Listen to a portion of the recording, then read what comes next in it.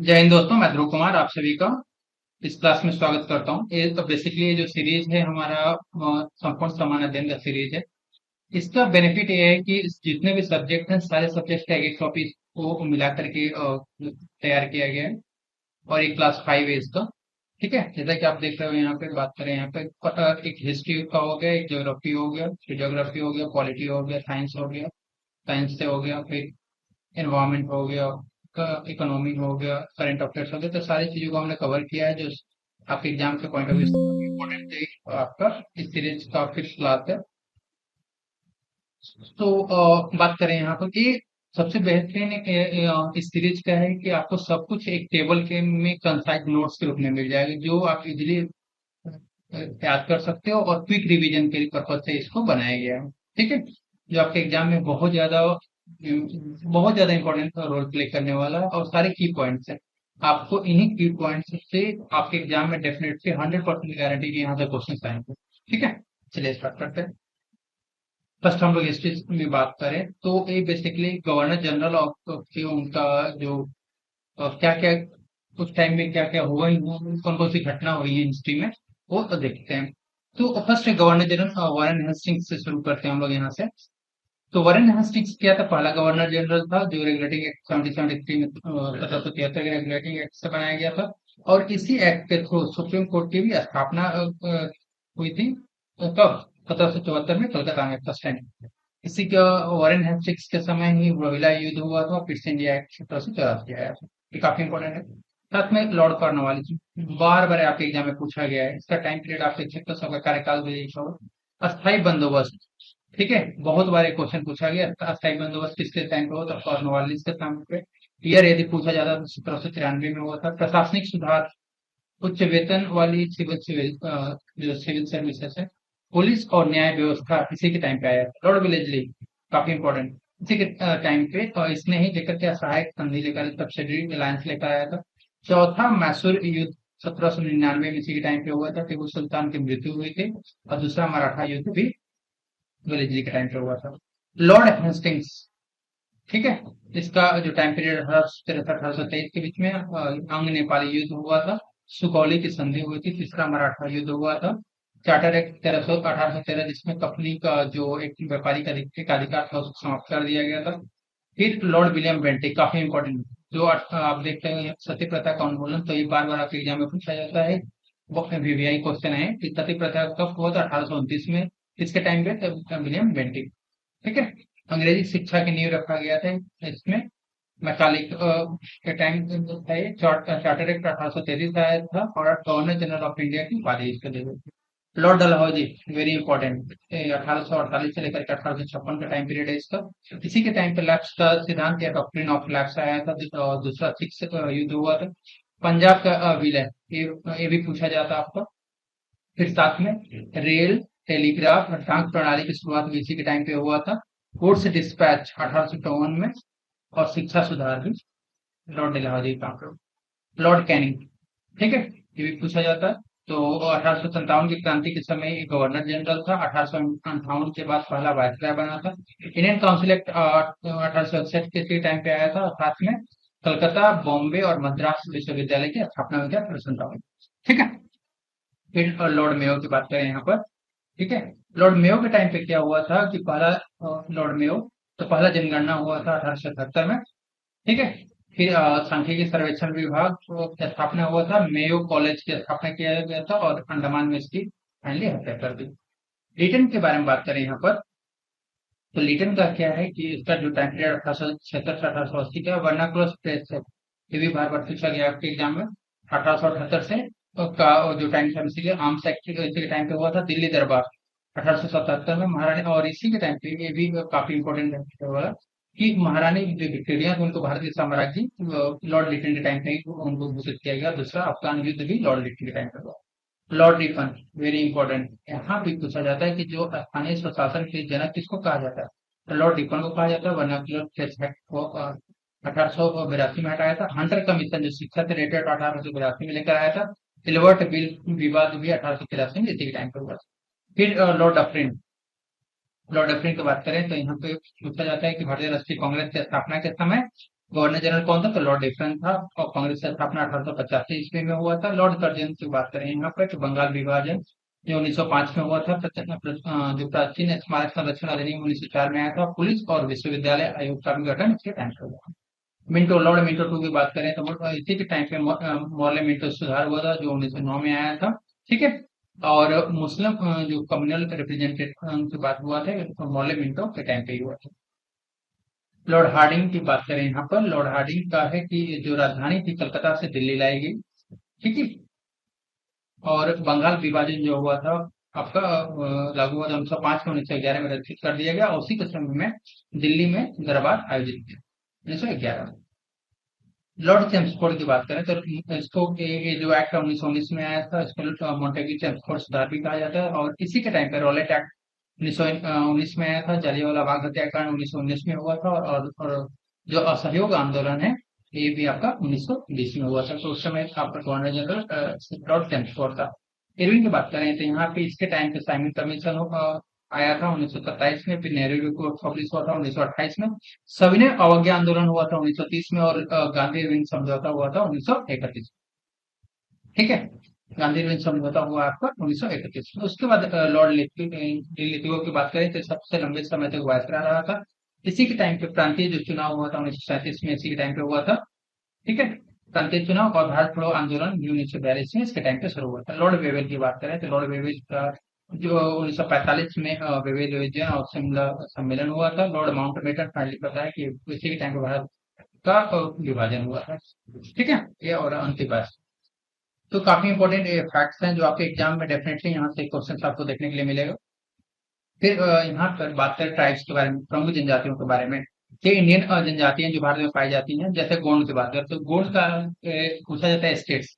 मध्य प्रदेश, छत्तीसगढ़, महाराष्ट्र और आंध्र प्रदेश से 4 स्टेट्स हैं जहाँ पे गोंड जनजाति पाई जाती है। भारत में सबसे बड़ी जनजाति है। और इसका जो बेसिक आधार है कृषि और शिकार पर आधारित होती है। उसके बाद बात करें भील के बारे में, तो भील क्या है? राजस्थान, गुजरात, मध्य प्रदेश और महाराष्ट्र में पाई जाती है। ये तीरंदाजी में निपुण होते हैं। और इनका जो क्षेत्र अरावली क्षेत्र की प्रमुख जनजाति है। संथाल जो है झारखंड, पश्चिम बंगाल, बिहार और उड़ीसा में पाए जाते हैं। 1855 का जो संथाल विद्रोह था काफी फेमस था। उसके बाद ठीक है, टोडा जनजाति वेरी वेरी इंपॉर्टेंट। ये पूछा जाता है कि किस पहाड़ी में पाई जाती है? 3 डिग्री की पहाड़ी पाई जाती है। और ये पहाड़ी कहाँ पे? तमिलनाडु में स्थित। ये जो जनजाति है बेसिकली पशुपालन के लिए और विशिष्ट वेशभूषा के लिए फेमस है। भोटिया जो उत्तराखंड और हिमाचल प्रदेश में पाई जाती है। तिब्बत से व्यापार करती है और पर्वतीय जीवन शैली होता है इनका। लेप्चा वेरी इंपॉर्टेंट, ये भी सिक्किम और दार्जिलिंग दार्जिलिंग के जो पश्चिम बंगाल में पाई जाती है। ये प्राकृतिक पूजक होती है। ठीक है। प्राकृतिक पूजक होते हैं और दार्जिलिंग के मूल निवासी होते हैं। नगाज, नगाज जो है नागालैंड और मणिपुर की जनजाति है। इसमें क्या जो बहादुर योद्धा और विशिष्ट पोशाक होते हैं इनका। फिर मिजो की बात करें तो मिजोरम की जनजाति, इससे जो झूम खेती या शिफ्टिंग कल्टीवेशन में इनका काफी रोल होता है। खासी जो होते हैं मेघालय में पाए जाते हैं। एक इनका जो समाज होता है मातृ सत्तात्मक समाज होता है या महिला प्रधान समाज होता है। गारो जो आपका मेघालय में भी है। ठीक है। गारो को भी मेघालय में पाई जाती है। इनका भी मातृत्वात्मक व्यवस्था होता है और कृषि प्रधान होता है। कुकी मणिपुर और मिजोरम में पाए जाते हैं और इनका पारंपरिक रीति रिवाज के अनुयायी होते हैं। अंडमान में जो जनजाति बाद अंडमानी जैसे ग्रेट एंड अंडमीज हो गया, ओंगे हो गया, जरोवा हो गया, सेंटिनलीज हो गए, ये जनजातियां पाई जाती हैं।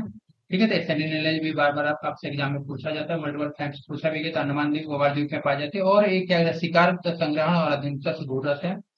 मुंडा जो जनजाति है ये झारखंड, बिहार, उड़ीसा और छत्तीसगढ़ में पाए जाते हैं। और बिरसा मुंडा जो इनके काफी रोल निभाया था बिरसा मुंडा ने आंदोलन में। और उनको गुलाम के नाम से प्रसिद्ध भी हुए थे। ठीक है। फिर हो जो आपका जनजाति है झारखंड और उड़ीसा में पाई जाती है, संथाल मुंडा के निकट संबंधित है। फिर भुइया जो जनजाति उड़ीसा और झारखंड में कृषि एवं खनन कार्य करते हैं। भील मीना जो होता है राजस्थान में पाए जाते हैं। राजपूताना क्षेत्र की उप जनजाति होती है। ठीक है। फिर जो कोल है मध्य प्रदेश और छत्तीसगढ़ झारखंड में पाया जाता था। 1931 का कोल विद्रोह काफी फेमस हुआ था। फिर राव जो है झारखंड, छत्तीसगढ़ और उड़ीसा में पाए जाते हैं। कृषि और श्रमिक वर्ग कितने हैं और इनके लिए जो क्या है सरहद पर काफी फेमस है। ठीक है। और पहले काफी नगा मिठाई जो उत्तर भारत में पाए जाते हैं। कृषि और प्रधान समाज होता है। फिर जो आपके विश्व लेवल पे जो प्रमुख जनजातियां जहां से क्वेश्चन पूछा जाता है कि एग्जाम में। ठीक है, तो बात करें यहाँ पर फर्स्ट मसाई जनजाति। पेपर उठा के देखिए, ये क्वेश्चन पूछा गया। मसाई जनजाति क्या है? केन्या, तंजानिया, ये बेसिकली पूर्वी अफ्रीका का जो क्षेत्र है, और वहाँ पर भी उनके मुख्य विशेषता है पशुपालक, लाल वस्त्र, मोती, आभूषण, कूदने वाला नृत्य नृत्य प्रसिद्ध है। फिर अब बात करें यहाँ पे जुलू जनजाति की, तो जुलू जनजाति आपकी कहाँ पे? दक्षिण अफ्रीका में पाई जाती है। बुशमैन, कालाहारी मरुस्थल, और यदि आपका कंट्री का नाम पूछे तो बोत्सवाना, नामीबिया और दक्षिण अफ्रीका में पाई जाती है। पिग्मी जनजाति आपको कांगो बेसिन, मध्य अफ्रीका क्षेत्र में पाया जाता है। बर्बर जनजाति आपको उत्तरी अफ्रीका जैसे कि मोरक्को, अल्जीरिया और लीबिया में पाए जाते हैं। बेदुइन की बात करें तो बेदुइन अरब प्रायद्वीपीय और मध्य पूर्वी क्षेत्र में पाए जाते हैं, और एक ऊँट पालन और रेगिस्तानी जीवन जीते हैं। कुर्द जो है आपके, कुर्द जो जनजाति आपका ईरान, इराक और सीरिया, तुर्की में पाए जाते हैं। ठीक है, तो ये और ये वाला हो गया, ईरान, इराक, सीरिया, तुर्की में पाए जाते हैं। फिर मंगोल जो है मंगोलिया और चीन में पाए जाते हैं। खजास जो है कजाकिस्तान, मध्य एशिया में। एस्किमो, एस्किमो कहाँ पर? तो ये आर्कटिक क्षेत्र जो है आपका, ठंडे वाले क्षेत्र, ये कनाडा, ग्रीनलैंड और अलास्का में पाए जाते हैं। याकूब जो आपका साइबेरिया और रूस में पाए जाते हैं। एबोरिजिन जो है आपका ऑस्ट्रेलिया में पाए जाते हैं। माओरी जो है आपके न्यूजीलैंड में पाए जाते हैं। सामोन जो है ना आपका, सामोआ द्वीप तथा महासागर में पाए जाते हैं। रेड इंडियंस आपके अमेरिका और कनाडा में पाए जाते हैं। एज़टेक जो मैक्सिको में पाए जाते हैं आपको। माया जो है आपको मैक्सिको, ग्वाटेमाला, होंडुरास सब क्षेत्रों में पाए जाते हैं। इनका जो जनजाति है, इनका जनजाति पेरू में पाया जाता है, दक्षिण अमेरिका और एंडीज वाले क्षेत्र में। केचुआ जनजाति है पेरू, बोलिविया और इक्वाडोर में पाया जाता है। आयमारा जो है आपका बोलिविया और पेरू में पाए जाते हैं। और यानोमामी की बात करें तो जो अमेजन बेसिन है, ब्राजील, वेनेजुएला का क्षेत्र, वहां पे पाया जाता है। फिर पॉलिटिक्स की बात करें यहाँ पे, तो इम्पोर्टेंट आर्टिकल्स जो आपके एग्जाम में डेफिनेटली यहाँ से दिख जाएंगे। तो काफी समराइज करके इस पे हमने दिया है जो इम्पोर्टेंट वाले आर्टिकल्स हैं उनको। तो अनुच्छेद एक को बात करें यहाँ पे, तो अनुच्छेद एक क्या है? संघ, उनका क्षेत्र, संघ का नाम और क्षेत्र से। आर्टिकल 3 है जो नए राज्यों के निर्माण, मौजूदा राज्यों के क्षेत्र, सीमाओं और नामों में परिवर्तन से संबंधित है। अनुच्छेद 5 है नागरिकता से संबंधित। अनुच्छेद 14 जो है कानून के समक्ष समानता का अधिकार है। 17वां जो आपके शिष्टता का उन्मूलन है। 18वां जो आर्टिकल उपाधियों का उन्मूलन से संबंधित है। 19 का जो भाषण और अभिव्यक्ति की स्वतंत्रता को देता है। 21 से जीवन और व्यक्तिगत स्वतंत्रता का संरक्षण करता है। जो 23 से मानव तस्करी और बंधु मजदूरी का निषेध करता है। जो 24 आर्टिकल है तो बच्चे 14 साल से कम उम्र के बच्चों का खाना और खदानों में रोजगार को निषेध करता है। आर्टिकल 32 जो आपका मौलिक अधिकार के प्रवर्तन को उपाय बताता है। आर्टिकल 39 का जो है 39 का सामान्य न्याय और निःशुल्क विधिक सहायता को बताता है। अनुच्छेद 40 ग्राम पंचायतों को समस्या से संबंधित है। 44 जो है समान नागरिक संहिता से संबंधित है।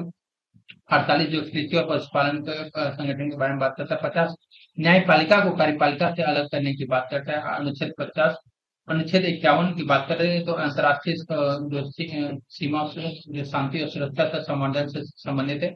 आर्टिकल 52 जो भारत के राष्ट्रपति से संबंधित। 63 भारत के उपराष्ट्रपति से संबंधित है। जो 76 है भारत के महान न्यायवादी से संबंधित है। 110 मनी बिल धन विधेयक से संबंधित है। 123 राष्ट्रपति के द्वारा जो अध्यादेश जारी किए जाते हैं की जाने की शक्ति उससे संबंधित है। 124 सर्वोच्च न्यायालय की स्थापना से जो सुप्रीम कोर्ट की स्थापना है। 129 सुप्रीम कोर्ट को एक अभिलेख न्यायालय की दर्जा देता है। 148 से भारत के नियंत्रक और महालेखा परीक्षक एक्ट के बारे में बात करता है।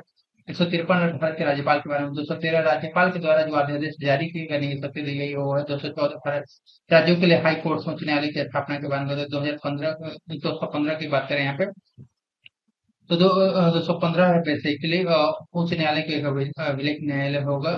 243 का है पंचायतों के संविधान से संबंधित। 266 है समेकित निधि और लोक लेखा निधि से संबंधित है। 267 जो भारत की आकस्मिक निधि से संबंधित है। 280 जो है वित्त आयोग से संबंधित है। आर्टिकल 300 क जो संपत्ति का अधिकार है, ये विधिक अधिकार को बना दिया गया है। 312 आपका अखिल भारतीय सेवा के निर्माण से संबंधित है। 315 लोक सेवा आयोग और राज्य सेवा आयोग से संबंधित है। 352 राष्ट्रीय आपातकाल से। 368 भारत जो संसद मतलब संविधान संशोधन की शक्ति संसद को दी गई है। तो ये काफी इंपॉर्टेंट आर्टिकल्स हैं जो आपके एग्जाम के पॉइंट ऑफ व्यू से बहुत ज्यादा इंपॉर्टेंट है।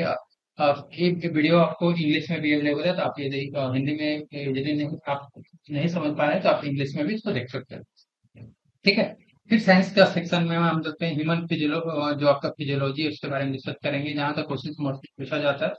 सो और डाइजेस्टिव एंजाइम की बात करें, डाइजेस्टिव सिस्टम की बात करें, पाचन तंत्र की बात करें, यहाँ पे तो मुख्य अंग में मुख्य अग्नि रश्मि हो गया, अन्ननलिका, अमाशय, छोटी आंत, बड़ी आंत, यकृत, अग्नाशय, पैंक्रियाज हो गया। इसमें जो मुख्य एंजाइम्स हैं जहाँ पे क्वेश्चन पूछा जाता है, तलार में सलाइवे में सलाइवरी इमाइलेज होता है जो स्टार्च को माल्टोज में बदल देता है। फिर पेट में हमारे पेप्सिन होता है जो प्रोटीन को पचाता है। HCI जो हाइड्रोक्लोरिक एसिड और जीवाणुनाशक एंजाइम, जीवाणुनाशक होता है, एंजाइम को सक्रिय करता है। फिर छोटी आंत में ट्रिप्सिन, लाइपेज और एमाइलेज होता है जो ट्रिप्सिन कहता है प्रोटीन को पचाता है, जो लाइपेज है वो वसा को पचाता है, और जो एमाइलेज है कार्बोहाइड्रेट को पचाता है। फिर अंतिम उत्पाद के रूप में जो कार्बोहाइड्रेट ग्लूकोज में छूटता है, जो प्रोटीन अमीनो एसिड्स में, वो सब फैटी एसिड और ग्लिसरॉल। ठीक है। रेस्पिरेटरी सिस्टम की बात करें तो यहाँ पे ये मुख्य अंग हो गए आपके, और ये बेसिकली श्वसन प्रक्रिया की क्या कहते हैं, ऑक्सीजन को ग्रहण करता है और कार्बन डाइऑक्साइड को छोड़ता है। गैसों का आदान प्रदान जो है एल्वेोली की दीवारों और रक्त के बीच होता है, और सामान्य श्वसन दर 15 से 20 बार प्रति मिनट है। उसके बाद सर्कुलेटरी सिस्टम की बात करें तो जो हमारा हार्ट है वो फोर्थ चैम्बर से, तो फोर्थ अच्छे से दो आलिद और दो निलय होते हैं। इसमें क्या है, तो जो ब्लड के घटक को आरबीसी क्या होता है, ऑक्सीजन ले जाते हैं। ठीक है। और WBC संक्रमण से रक्षा करता है, प्लेटलेट रक्त का तक जमाना तक हम रखता है। रक्त वाहिनियां जो धमनी होती हैं, आर्टरी होती हैं, वो क्या हृदय से रक्त ले जाती हैं। जो वेन्स होते हैं वो हृदय की तरफ रक्त लाते हैं, हृदय की को रक्त पहुंचाते हैं। जो कोशिकाएं होती है, कैपिलरीज होते हैं, वो पदार्थों का आदान प्रदान करती हैं। ठीक है। और हमारा जो रक्तचाप होता है 120 से 80 mmHg होता है। एक्सक्रीटरी सिस्टम की बात करें तो इसका मुख्य अंग हो गया आपके। फिर मुख्य जो फंक्शनल इकाई है नेफ्रॉन होता है, और उसका कार्य जो होता है एक्सक्रीटरी सिस्टम का, बेसिकली यूरिया, अतिरिक्त लवण और जल का निष्कासन करता है, और शरीर में तरल और लवण संतुलन बनाए रखता है। नर्वस सिस्टम में जैसे कि ब्रेन हो गया, स्पाइनल कॉर्ड्स हो गए, नर्व्स हो गए, इसमें जो मस्तिष्क के जो भाग है, सेरिब्रम है, तो वो क्या करता है, सोच, याददाश्त और संवेदनाएं को कंट्रोल करता है। सेरिबेलम जो संतुलन और गतिविधियों का समन्वय करता है। मेडुला ओब्लांगाटा जो होता है श्वसन, हृदय गति आदि को नियंत्रित करता है। और न्यूरॉन जो होते हैं तंत्रिका तंत्र की मुख्य इकाई होती है। काफी इंपॉर्टेंट है आपकी जो आपके 3 पॉइंट। फिर एंडोक्राइन सिस्टम की तो बात करें तो यहाँ पे जो पिट्यूटरी ग्लैंड होता है उसको मास्टर ग्लैंड कहा जाता है। ठीक है। तो ये भी काफी इंपॉर्टेंट है आपके एग्जाम के पॉइंट ऑफ व्यू से। थायराइड जो होता है, थायरोक्सिन चयापचय नियंत्रित करता है। एड्रेनालिन, ठीक है, इसको आपातकालीन हार्मोन कहा जाता है। अग्नाशय में इंसुलिन होता है जो शर्करा को कंट्रोल करता है। जनन ग्रंथि, टेस्टोस्टेरोन और एस्ट्रोजन। ठीक है। फिर रिप्रोडक्टिव सिस्टम की बात करें तो फ्रूट्स में वृषण होता है जिससे शुक्राणु निर्माण करता है। स्त्री में अंडाशय होता है जो अंडा निर्माण करता है, गर्भाधारण करता है। निषेचन जो फर्टिलाइजेशन होता है, अंडाणु और शुक्राणु का संयोग होता है जिससे जिससे जाइगोट फॉर्मेशन होता है। फिर इंपॉर्टेंट हार्मोन्स आपके एग्जाम में पूछे जाते हैं, जैसे पिट्यूटरी ग्लैंड जिसको मास्टर ग्लैंड कहा जाता है। ठीक है। तो मास्टर ग्लैंड्स में से कौन कौन से हार्मोन्स निकलते हैं? पिट्यूटरी ग्लैंड को मास्टर ग्लैंड कहा जाता है। जो कौन सा हार्मोन, जैसे ग्रोथ हार्मोन हो गया, जो शरीर के वृद्धि और प्रोटीन संश्लेषण का काम करता है। यदि अधिकता इससे ज्यादा निकले तो जो तो शरीर का वृद्धि होता है, मतलब जायज तो हो जाता है। ठीक है। और कमी के कारण बौनापन हो जाता है। जो प्रोलैक्टिन है उससे क्या होता है, दूध से स्रावन का होता है, में काफी इंपॉर्टेंट रोल है। एसीटीएच जो अधिक प्रतस्था को सक्रिय करता है। TSH होता है थायराइड ग्रंथि को सक्रिय करता है। FSH होता है अंडाशय में फॉलिकल का वृद्धि करता है और शुक्राणु का निर्माण करता है। LH जो होता है अंडोत्सर्जन और कॉर्पस ल्यूटियम का निर्माण करता है। KDH जो है गुर्दों में जन्म, जल पुनः अवशोषण करता है। ऑक्सीटोसिन जो है प्रसव के समय गर्भाशय संकुचन और दूध निष्कासन में काफी इंपॉर्टेंट रोल है यहाँ पर। फिर और इसको क्या प्रेम हार्मोन भी कहा जाता है, लव हार्मोन भी कहा जाता है। थायराइड के बारे में बात करें, थायरोक्सिन और ट्राई थायरोनिन जो है बेसिकली मेटाबॉलिज्म से ये काफी इसका रोल होता है। और थायरोक्सिन की कमी के कारण घेंगा और टेट्रानिज्म बीमारियां होती हैं। कैल्सिटोनिन जो है रक्त में कैल्शियम को कम करता है, और ये क्या करता है, हार्मोन का प्रतिपक्षी होता है। पैराथायरॉइड की बात करें तो पैराथायरॉइड इसमें होता है जो रक्त में कैल्शियम को बढ़ाता है और हड्डियों से खनिज निकालता है। ठीक है। रक्त में कैल्शियम बढ़ाता है और हड्डियों से खनिज निकालता है। इसकी कमी से किडनी रोग होता है। फिर बात करें यहाँ पर पैंक्रियाज के, यहाँ से इंसुलिन जो होता है जो रक्त शर्करा को घटाता है, ग्लूकोज को ग्लाइकोजन में कन्वर्ट करता है, इसकी कमी कारण डायबिटीज मेलाइटस होता है। ग्लूकागोन बात करें तो ये रक्त शर्करा को बढ़ाता है, जो ग्लाइकोजन को ग्लूकोजन में कन्वर्ट करता है, इससे ये इंसुलिन का प्रतिपक्षी माना जाता है। एड्रेनलिन कॉर्टेक्स की बात करें यहाँ पे, एल्डोस्टेरोन और कार्टिसोल है। एल्डोस्टेरोन क्या होता है, सोडियम और पोटेशियम और जल संतुलन में काफी इसका रोल है। और कार्टिसोल जो होता है तनाव प्रतिक्रिया और हफ्ते में इसका काफी रोल होता है। एड्रिनल मेडुला की बात करें तो एड्रेनलिन है इसमें, फिनेफ्रिन, ये आपातकालीन इसको कहा जाता हार्मोन कहा जाता है, और एक क्या कहते हैं, हृदय गति और बीपी को बढ़ाता है। ठीक है, इसको फाइट हार्मोन और फ्लाइट हार्मोन भी कहा जाता है। और एड्रेनलिन की बात करें तो ये सामान्य रक्तचाप बनाए रखता है। गोनैड जो वृषण की बात करें यहाँ पे, तो ये टेस्टोस्टेरोन का उत्सर्जन करते हैं, इससे पुरुष लक्षण जो शुक्राणु का निर्माण होता है। अंडाशय में एस्ट्रोजन होता है, जो स्त्री लक्षण और अंडाणु की परिपक्वता में काफी इसका रोल होता है। प्रोजेस्टेरोन जो है, प्रोजेस्टेरोन गर्भधारण हेतु गर्भाशय तैयार करता है। ठीक है, फिर पिनियल ग्रंथ में जो आपका मेलाटोनिन होता है, जो नींद जागरण चक्र को मेंटेन करता है और जैविक हरित करता है। साथ में रात में अधिक श्रवण होता है इसका। थाइमस ग्रंथि से थाइमोसिन होता है, जो टी लिम्फोसाइट्स का परिपक्वन करता है, प्रतिरक्षा करता है। और ये आयु के साथ जैसे जैसे एज बढ़ता है ऐसे खुलता जाता है। साथ में गुर्दा की बात करें यहाँ पर, इथ्रोपाइटिन होता है, जो आरबीसी निर्माण को उत्तेजित करता है। और रेनिन जो होता है इसमें, जो रेनिन है यहाँ पे, रेनिन रक्तचाप का नियमन या रक्त प्रणाली करता है। ये साइंस के थे। फिर बात करें इन्वायरमेंट से रिलेटेड, तो पॉल्यूशन से इसमें कवर किया है। पॉल्यूशन में एयर प्रदूषण में किसी किसी कारण होते हैं, कार्बन मोनोऑक्साइड का रोग हो गया, जो वाहन में अधूरा दहन में निकलता है। इससे क्या होता है, तो इसका प्रभाव क्या होता है, बहुत बार क्वेश्चन होता है कार्बन मोनोऑक्साइड वाला। तो इसका प्रभाव कहता है कि रक्त में ऑक्सीजन की कमी हो जाती है, सर्दी होती है, मृत्यु तक हो सकती है इससे। फिर सल्फर डाइऑक्साइड जो है आपका जीवाश्म ईंधन और थर्मल पावर प्लांट के कारण उत्सर्जन होता है। इसके कारण जो श्वसन रोग होता है हमारा, रेस्पिरेटरी रोग होता है, श्वसन रोग होता है। और अम्लीय वर्षा में इससे काफी इंपॉर्टेंट है, ये भी क्वेश्चन पूछा जाता है।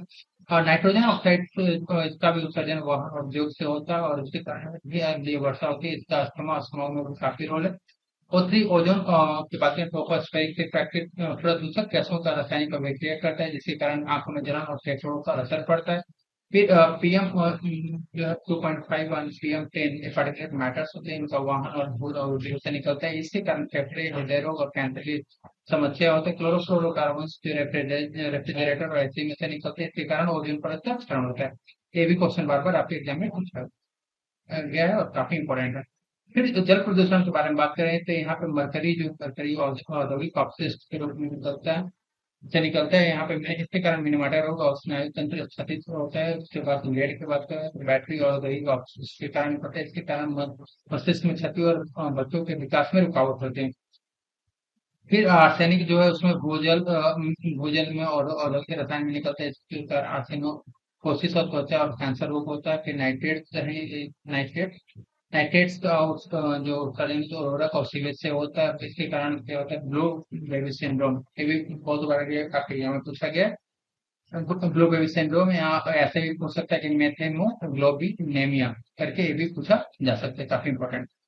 फिर डिटर्जेंट और पेस्टिसाइड्स की बात करें तो घरेलू और कृषि अपशिष्ट से निकलता है, जलीय जीव की मृत्यु और जल जनित रोग में काफी इंपॉर्टेंट है। सॉइल पॉल्यूशन से डीडीटी और पेस्टिसाइड की बात करें कि कृषि रसायन में जैसे भूमि की उर्वरता घटती है, इसके कारण भोजन श्रृंखला में प्रवेश हो जाता है। हेवी मेटल्स हो गए, कैडमियम हो गया, पीबी हो गया, सीआर हो गया, इनका जो औद्योगिक अपशिष्ट निकलते हैं, इनके कारण कैंसर, मिट्टी प्रदूषण और जल प्रदूषण होता है, भूजल का प्रदूषण होता है। उसके बाद ध्वनि प्रदूषण की बात करता है, रसायन नहीं बल्कि ध्वनि के तरंगे निकलते हैं, जैसे वाहन मशीन पटाखे, यहाँ बहरेपन की का खतरा और मानसिक तनाव रहता है। फिर जो रेडियो एक्टिव पॉल्यूशन जैसे यूरेनियम हो गया, प्लूटोनियम हो गया, रेडॉन हो गया, ये परमाणु संयंत्रों और रेडियोधर्मी कचरा से निकलते हैं, इसके कारण कैंसर, आनुवंशिक रोग, जेनेटिक और पर्यावरण असंतुलन जैसी गंभीर समस्याएं होती है।